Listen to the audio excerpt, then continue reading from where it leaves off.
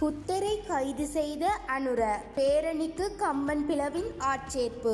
இலங்கையின் வரலாற்றில் புத்தர் சிலையை கைது செய்த முதல் ஆட்சியாளராக ஜனாதிபதி அனுரகுமார திசாநாயக்க சாதனை படைத்துள்ளார் என்று பிவிதுருஹெல உரிமைய கட்சியின் தலைவர் உதய கம்பின்வெல தெரிவித்துள்ளார். புத்தரை கைது செய்வதற்கு சமமாக இடம்பெற்ற இந்த சம்பவத்தால் ஒட்டுமொத்த பௌத்த சமூகமும் அதிர்ச்சியடைந்துள்ளது.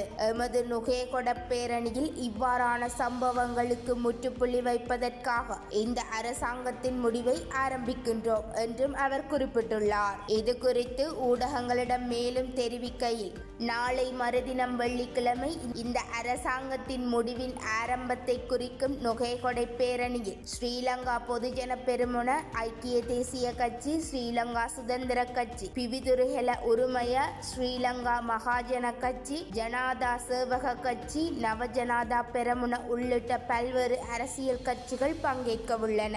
எதிர்கட்சிகளைச் சேர்ந்த பல நாடாளுமன்ற உறுப்பினர்கள் அரசுக்கு எதிராக நடாத்தப்படும் முதல் எதிர்ப்பு பேரணிக்கு தமது ஆதரவை தெரிவிக்கும் பொருட்டு மக்களுடன் இணைந்து பேரணியில் கலந்து கொள்ள இருப்பதாக எங்களுக்கு அறிவித்துள்ளனர். பங்கேற்காத சில கட்சிகளும் இந்த பேரணிக்கு வாழ்த்துக்கள் தெரிவித்துள்ளன. அவர்கள் அனைவரின் சகோதரத்துவத்துக்கும் நாங்கள் தலைவணங்கி நன்றி தெரிவிக்கின்றோம். எங்களிடம் உள்ள வரையறுக்கப்பட்ட வளங்களை கொண்டு இந்த பேரணி ஏற்பாடு செய்யும் போது எங்களுக்கு இருந்த மிகப்பெரிய சவால் என்னவென்றால் இந்த பேரணிக்கு எப்படி விளம்பரம் கொடுப்பது என்பதுதான். ஆனால் அரசாங்கத்தால் இலங்கையின் வரலாற்றில் எதிர்க்கட்சி பிரச்சார பேரணி ஒன்றுக்கு கிடைத்ததிலேயே அதிகபட்ச விளம்பரத்தை தற்போது 21ஆம் திகதி நுகேகொடை நகரில் நடைபெறும் பேரணிக்கு வழங்கப்பட்டுள்ளது. ஜனாதிபதி வரவு செலவு திட்ட உரையின் போது, கார்த்திகை வீரர்கள் தின உரையின் போது, ஏன் நாடாளுமன்றத்துக்கு ஓடிச் சென்று திருகோணமலையில் புத்தர் சிலை பற்றி பேசிய போது நுகேகொடை பேரணியை நினைவுபடுத்துவதற்கு மறக்கவில்லை.